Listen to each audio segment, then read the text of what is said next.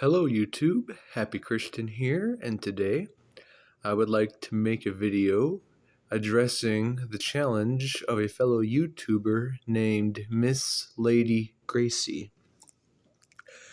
Now, why am I making this video? Why am I engaging in a challenge?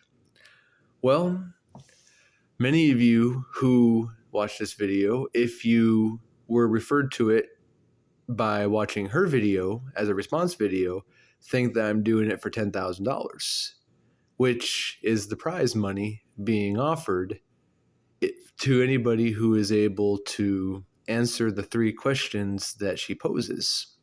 However, that is not the case. I will not be doing this for money. I will be doing this because I believe that it is important and because I care. And this is kind of my way of, I guess, serving the Christian church.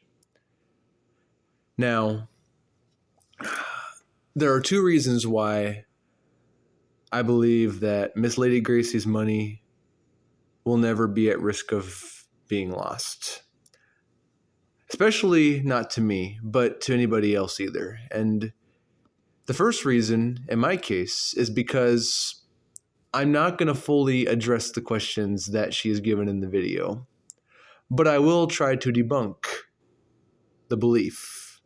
So basically, I'm going to try to win the game without necessarily playing by the rules.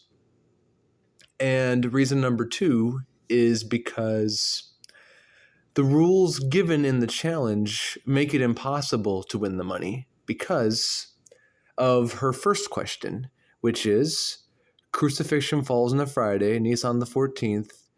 Use the Millerite rules of Bible study to prove that, which day was the crucifixion, etc., etc.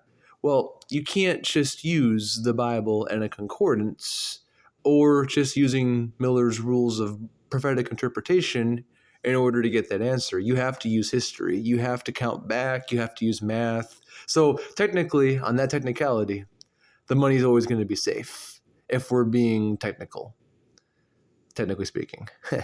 So anyway, since my goal is only to debunk the idea that we should be basing the 7th-day Sabbath off of the lunar calendar, I'm going to make this video under the idea that anything goes as long as I give satisfactory reasoning as to why I believe this to be the case. So, without further ado, contrary to what you might think, I brought my King James Bible, one of my King James Bibles, and Strong's Concordance.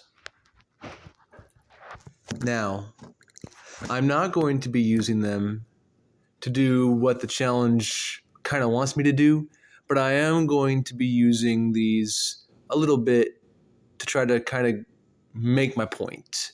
I guess the point I'm trying to make. So, what is the point I'm trying to make? Well, I'm going to do it like this. I'm only going to answer one of the questions.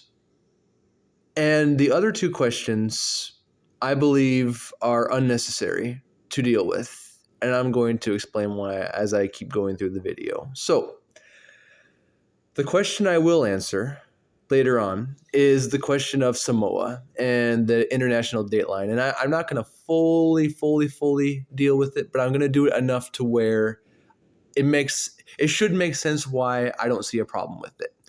But I'm also going to explain why I don't see a problem with the other questions either, and why I don't see a need to even try to figure out the answer to them.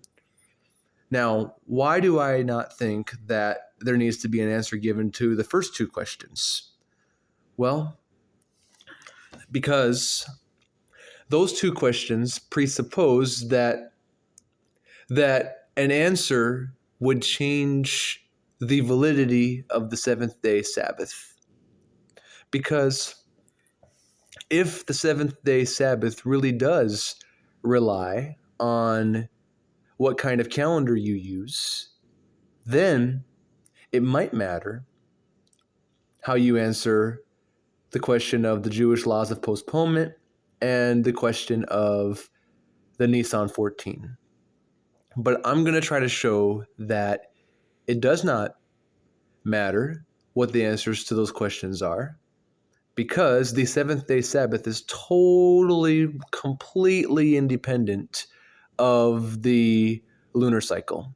And I'm going to prove to you why you should believe this too.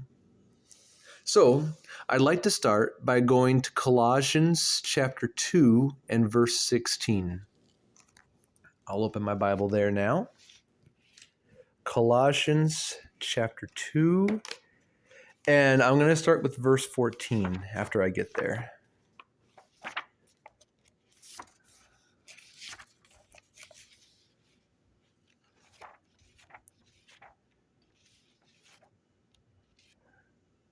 Okay, chapter 2 and verse 14. The printing might be a bit blurry. I apologize for that, but you should have your own Bibles too.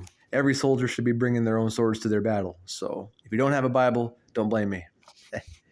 Okay.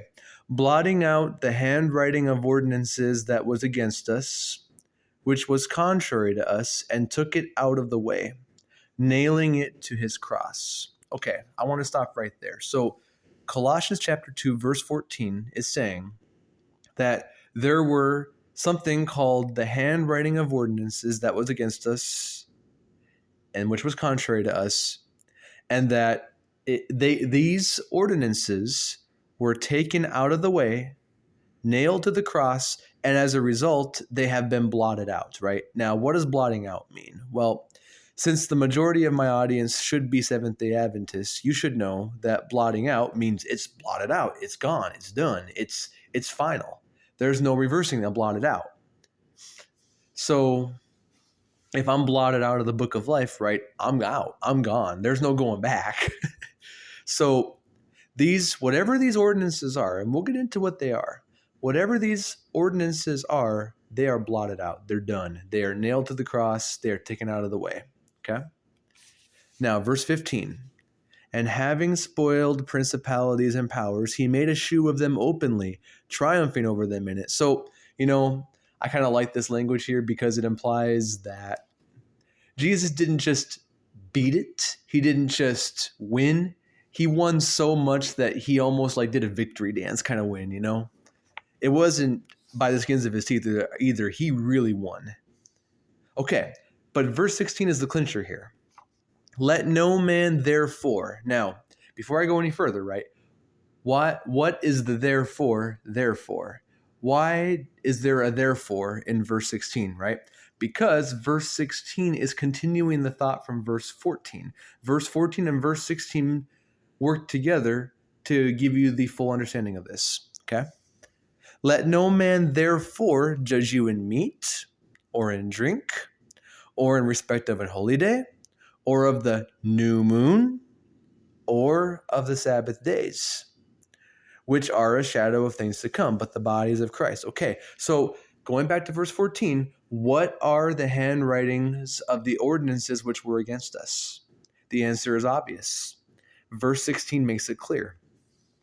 Verse 16 says that the handwriting of ordinances which were against us were the meat and drink, which I believe means the meat and drink offerings, holy days, new moons, and Sabbath days. So somebody says, well, now wait a second. Sabbath days, are you trying to say then that the seventh-day Sabbath is done away with? No, I'm not trying to say that at all. What I am trying to say, though, is that it might be done away with if you try to base it off of the lunar calendar. If you try to base it off of new moons, then you might not have a Sabbath anymore because of how the Bible phrases it.